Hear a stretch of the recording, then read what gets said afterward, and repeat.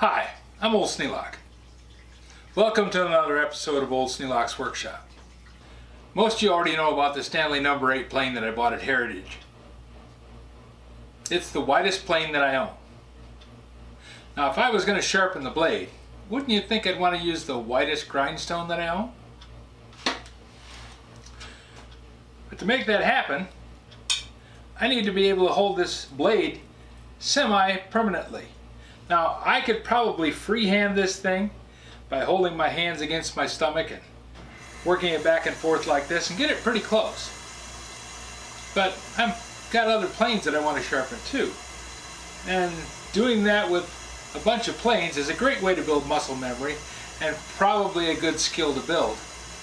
But I'd like to try making something a little bit more permanent that would allow me to do that a little easier.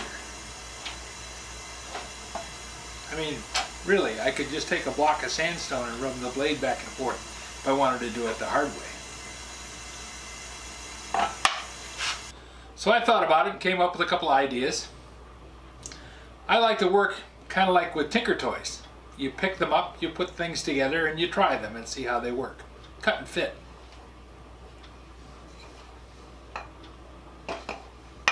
I need to put a mount on this steel rail. Now I could weld one on, but that goes against the whole idea of having this be an antique and something that's worthwhile keeping. If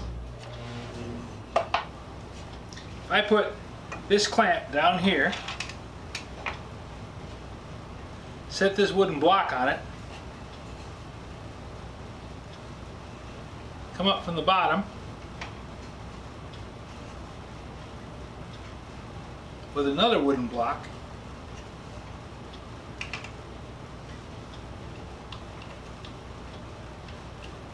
and clamp those two blocks in place and eyeball them in until they line up with the stone. Now if I take this pencil and mark along the bottom of the rails, that tells me what the outside measurement is. Now if I wanted to set a piece of wood down inside the rails, I would want to mark the inside of the rail. And I can do that by just taking the pencil and drawing it along the bottom. Marking along the bottom board.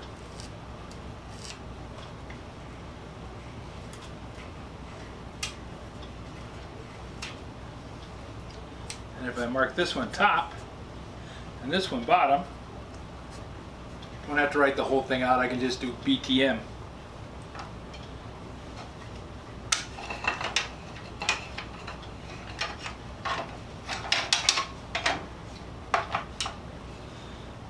Then I have a board the width of the inside of the rails and a board the width of the top of the rails. Now I don't have to have this board cut at that angle. This one I want to follow those angles.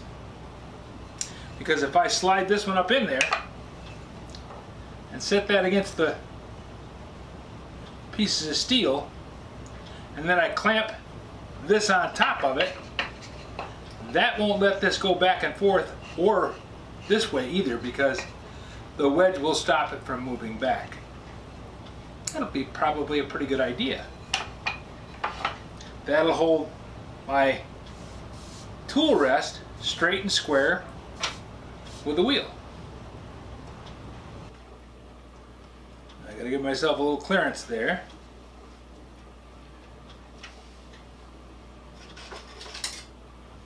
Check and make sure I'm square.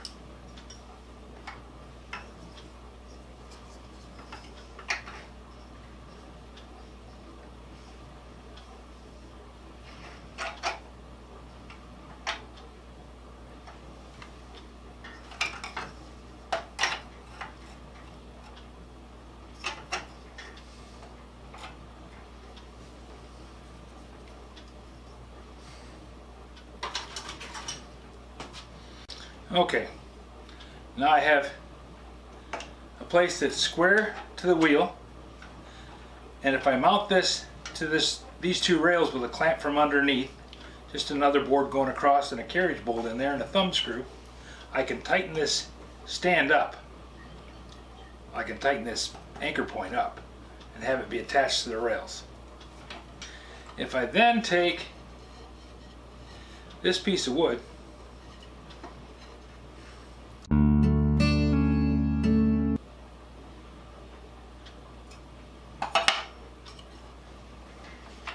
trim this off along that line right there, that's going to give me an inclination towards the wheel. Once I have this board set up there, then I can put a board across the center, perhaps a round dowel,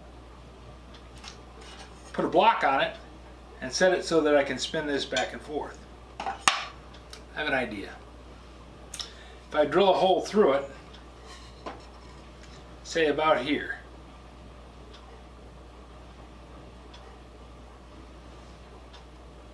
nope, a little higher, about there.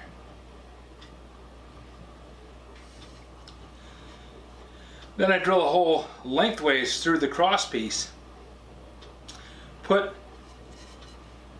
like a 5/16 or a 3/8 carriage bolt through this. I can then have my cross piece tilted any place I want it to and lock down the thumb screw and have a tool rest at the proper bevel. That sounds like a way to go.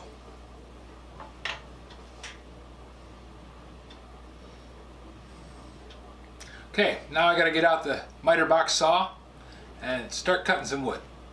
This is just a preliminary, doing a little thinking with a pencil and playing Tinker Toys. If you have any suggestions for a new video, questions about today's video, or any of the other videos on the channel, just drop a note in the comments. You know I read them all. Thanks for watching. If you got any suggestions for how I'm going about this, be happy to hear them. Thanks for watching.